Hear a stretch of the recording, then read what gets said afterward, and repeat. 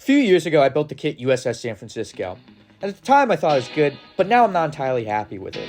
So let's save San Francisco. Alright guys, welcome to today's video. A-scale modeling here, just a quick one. This is USS San Francisco, as you saw a few years ago.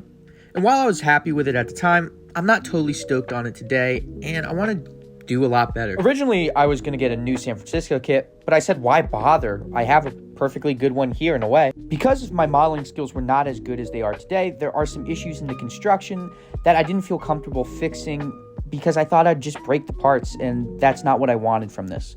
So in every sense of the word, this is a facelift. After spraying a coat of IJA Earth Brown, I picked out a few planks with various shades of white and lighter brown, just to accentuate certain panels and make them look used and worn. That's how it looks after we're all done. Then I just picked out the few hatches on the deck with silver. Probably wouldn't be silver in real life, but for the sake of having them stand out, I chose to go with a bright silver.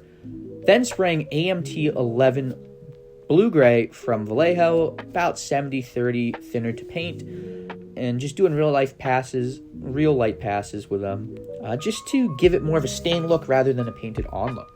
Then, just when the paint's still wet, rubbing it away a little bit with my finger to show some worn, some battle damage, because I thought in the fires and taking shell damage that the paint would chip up.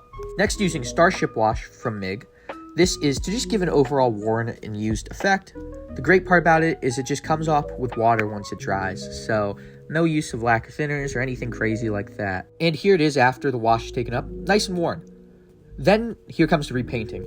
So San Francisco was worn down to her primer coat and some of the metal supposedly, but I don't really see it, so I decided to do the haze gray, the same thing you saw me do on Antietam. So we first start off with the primer. This is just my custom mix of 84D, it tends to be about 70% XF4, and then Tamiya Olive Green mixed in about 30% of that. Now just going on with Vallejo chipping fluid and going over the places that I want the primer green to show through.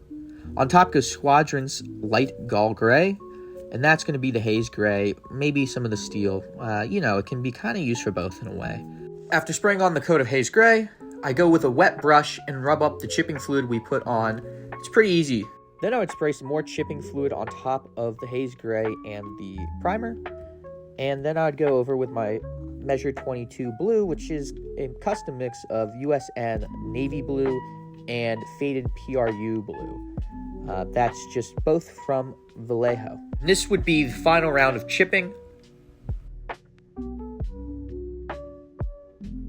Finally, we get to put all the parts back on, and I wasn't gonna rebuild this from scratch. I just kind of wanted to give this thing a facelift, just so I wasn't totally embarrassed by it being on the internet.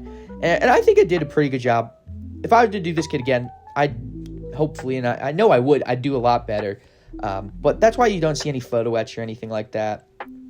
This was one of the gaps I was talking about that was an unfortunate part of my end of the build. Now giving it all kind of a unifying light, just a filter of black, just to show some smoke.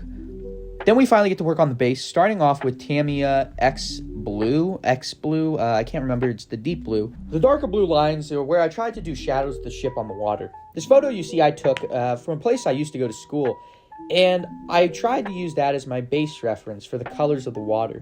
So then, after painting the blue, I did a filter of green plus blue, kind of a cyan color, and then I did one more where it was green plus blue, but more on the blue end, and that was to sort of do the deeper water, and I don't know, I think I liked how it turned out a lot. I didn't want my waves to be too rough, but I still wanted to show there's water, so I tried using white glue instead of silicone, and I kind of like how it turned out. Gave it that watery sheen.